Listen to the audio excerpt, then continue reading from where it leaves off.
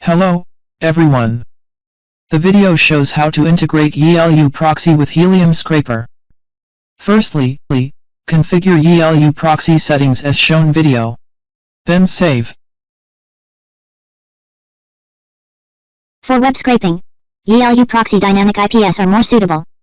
Select rotating residential or data center IP. You can select change IP per request. Select a country, state, and city. Then refresh. Some IPs will appear. Run Helium Scraper software. Click File on the top left. Click Proxy List. Then enter proxy information. Right-click an IP and copy IP and port. Or you can copy the IP information below. Then paste proxy IP address, port, username and password. Click OK. Then click Project. Click Settings. Set Enabled Proxies Attribute, True. Then click OK. Then enter epinfo.io to check IP address.